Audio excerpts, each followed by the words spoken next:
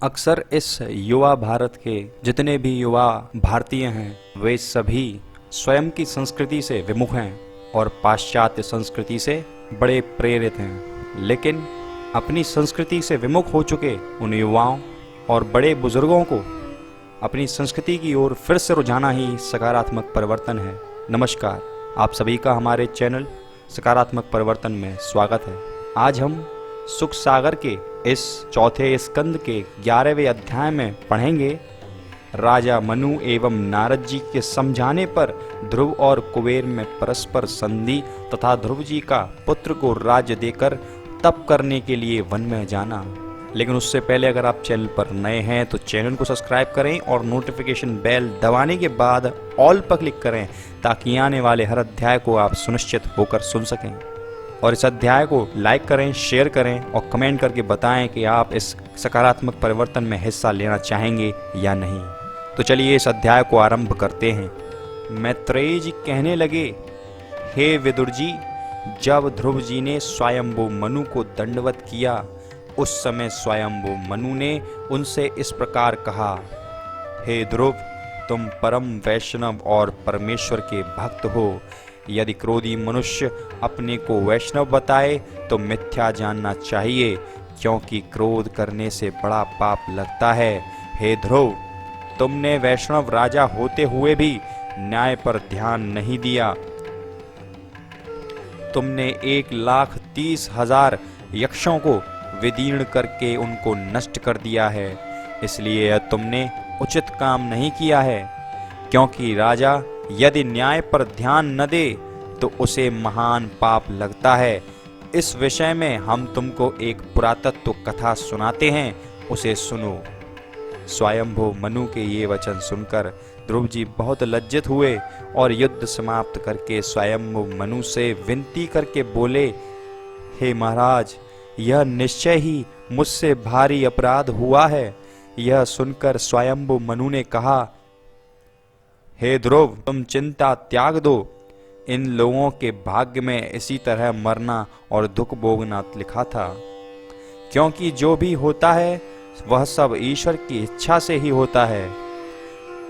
इधर तो स्वयंभू मनु ने ध्रुव को इस तरह समझाया और उधर नारद जी ने कुबेर के पास जाकर कहा, हे कुबेर, तुम्हारे सेवकों ने ध्रुव के भाई को व्यर्थ ही मारा था, इसलिए तुम अपने सेवकों का अपराध उनसे क्षमा कराओ। नारद जी की यह बात सुनकर कुबेर ने ध्रुव जी के पास जाकर विनय करते हुए कहा, हे राजन, हमारे सेवकों से यह बड़ी भारी गलती हुई है जो उन्होंने आपके भाई को मार डाला।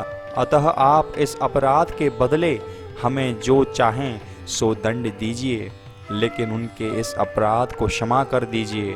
कुबेर के ऐसे नम्रतापूर्ण वचन सुनकर ध्रुव जी ने कहा, हे धनाधिपति, आप देवता हैं, इसलिए आप मुझे ऐसा आशीर्वाद दीजिए जिससे मुझे फिर कभी क्रोध न सतावे और भगवान नारायण के चरणाविंदों में सदैव मेरा मन लगा रहे। मेरे भाई उत्तम के भाग्य में तो इसी तरह मरना लिखा था, उसमें किसी का कोई दोष नहीं। ध्रुव जी के ऐसे वचन सुनकर कुबेर ने उनको मनोइच्छित वरदान देते हुए आपस में संधि कर ली।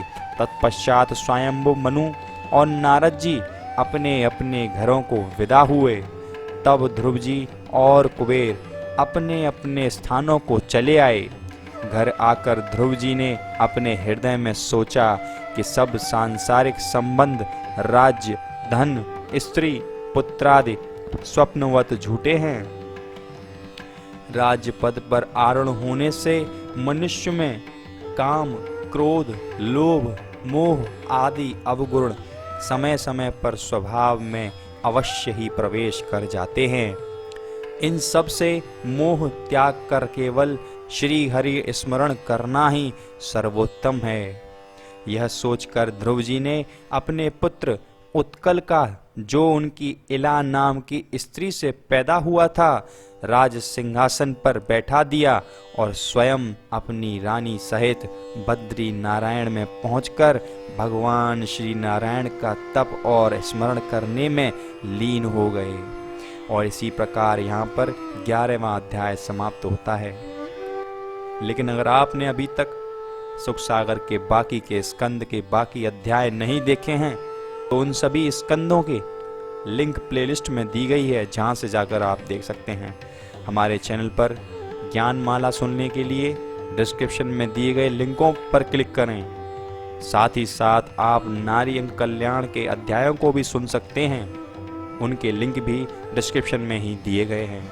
हाँ, अगर आप चैनल पर नए हैं तो चैनल को सब्सक्राइब करें, इस अध्याय को शेयर करें, लाइक करें और कमेंट करके बताएं कि अध्याय आपको किस प्रकार आनंदित करता है।